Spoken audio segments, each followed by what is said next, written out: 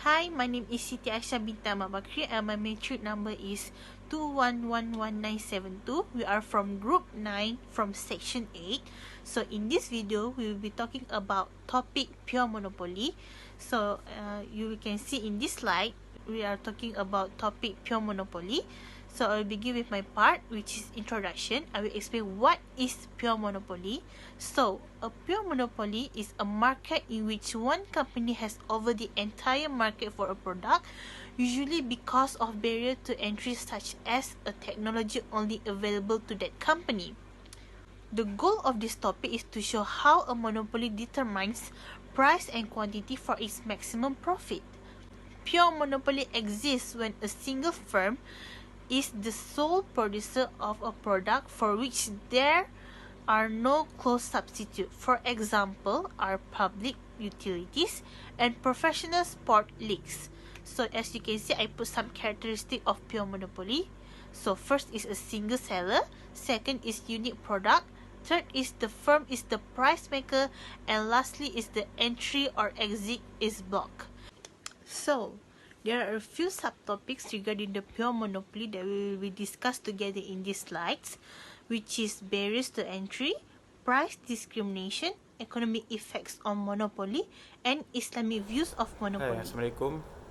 My name is Muhammad Aziz and I'm going to explain about barriers to entry. Barriers to entry is an economics and business term describing factors that can prevent newcomers into a market or industry sector and so limit competition. This can include high start-up costs, regulatory hurdles, or other obstacles that prevent new competitors from easily entering a market.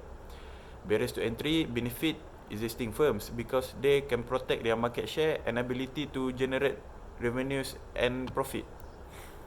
There are two types of barriers to entry, which are natural barriers and artificial barriers. Natural barriers are, number one, economies of scale.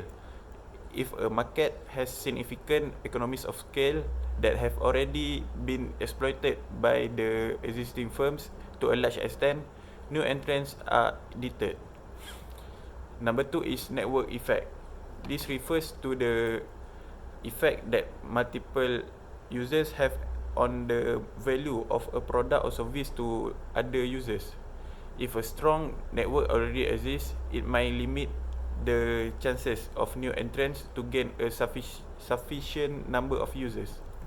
Number three is high setup costs. Many of these costs are sunk costs that cannot be recovered when a firm leaves a market, such as advertising and marketing costs and other fixed costs. Number four is ownership of key resources or raw material. Having control over scarce resources which other firms could have used creates a strong barrier to entry.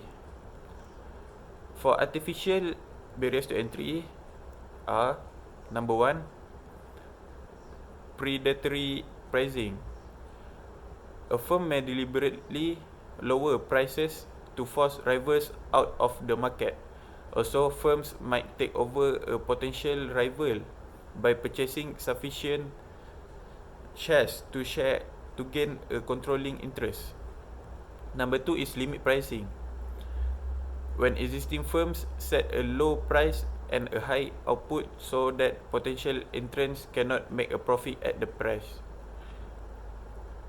Number three is advertising. These are sunk costs. The higher the amount spent by incumbent firms, the greater the deterrent to new entrants. Number four, brand. A strong brand value creates loyalty of customers and hence discourage new firms. Number five, contracts, patents and license. It becomes difficult for new firms to enter the market when the existing firms have license, patents or exclusivity contracts. Number six is switching costs. These are the costs incurred by a customer when trying to switch suppliers. It involves the cost of purchasing or installing new equipment, loss of service during the period of change, the efforts involved in searching for a new supplier or learning a new system. These are exploited by suppliers to a large extent in order to discourage potential entrants. Assalamualaikum warahmatullahi wabarakatuh. I'm Muhammad Saif bin Julastri, metric number 2118209, and I'm going to explain on the economic effects of monopoly. The monopoly business has to offer a product that can't be found anywhere else, prompts a government requirement ensuring its exclusivity, and may have technological superiority and controlled resources. How does it affect the economy? Number one, monopoly can affect the economy by price fixing.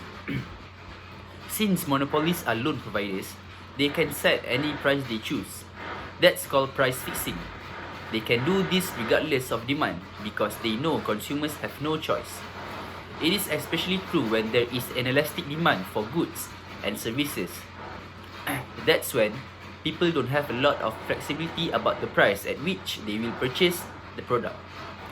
As an example, gasoline, if you need to drive a car, you probably can't wait until you like the price of gas to fill up your tank. Number two, declining product quality. Not only can monopolies raise prices, but they also can supply inferior products. If a grocery store knows that poor residents in the neighborhood have few alternatives, the store may be less concerned with the quality. Number three, loss of innovation. Monopolies lose any incentive to innovate or provide new and improved products. A 2017 study by the National Bureau of Economic Research found that United States businesses have invested less than expected since 2000, in part due to a decline in competition. That was true of cable companies until satellite dishes and online streaming services disrupted their hold on the market. Number 4. Inflation. Monopolies create inflation. Since they can set any prices they want, they will raise costs for consumers to increase profit. This is called cost push inflation. A good example of how this works is the Organization of Petroleum Exporting Countries, OPEC.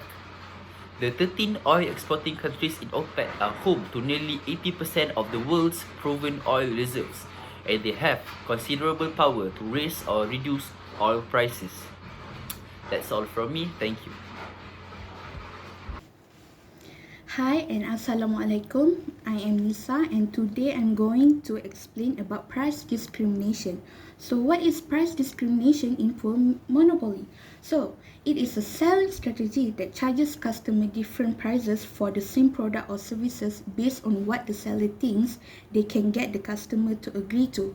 It is an important feature of monopoly is that the same marginal cost can be associated with different prices. This may tempt the monopolist to discriminate among the buyer of his commodity with reference to the price of virtually the same commodity if it promises to increase his profit. So what are the examples for price discrimination? So imagine that air transport charging economy classes, executive and business classes with different prices for the same distance. Or maybe how the publisher published their book with hardcover and paperback.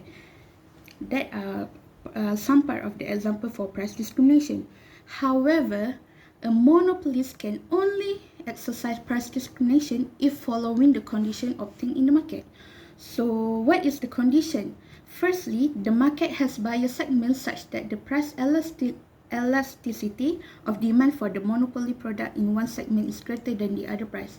So to give the example for this condition, imagine like the publisher want to publish a book.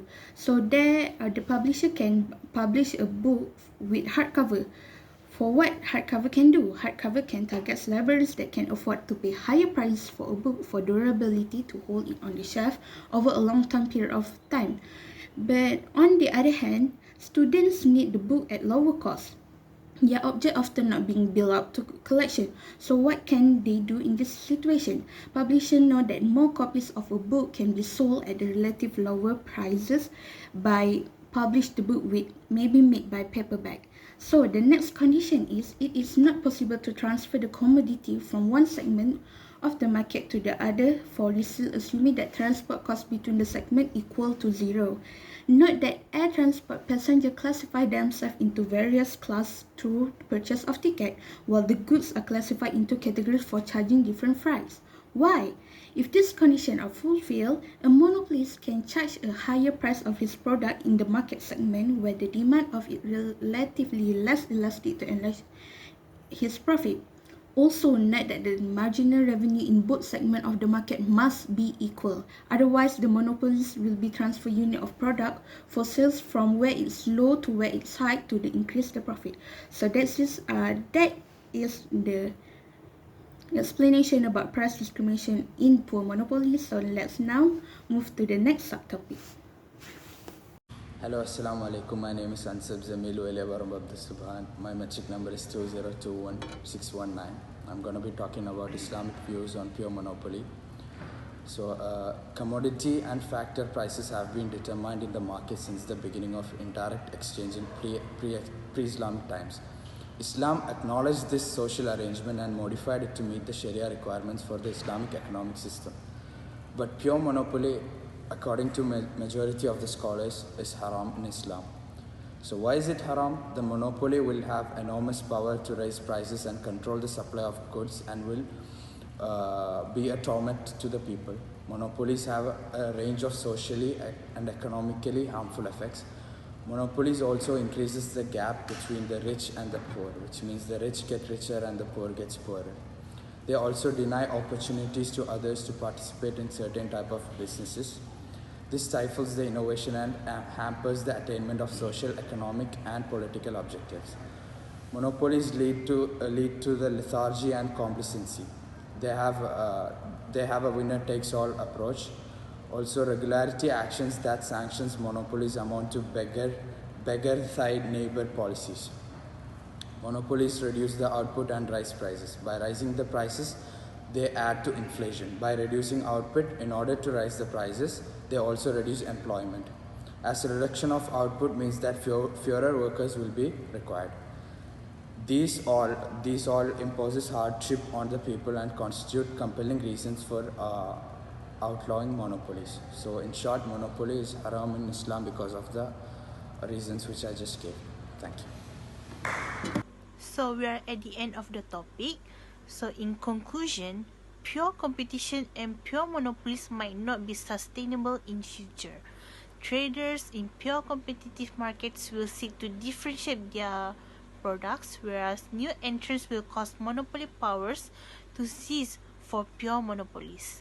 Overall, monopoly is a market structure that provides unique product to various buyers that conquers the whole market so that they can maintain supernormal profits in the long run.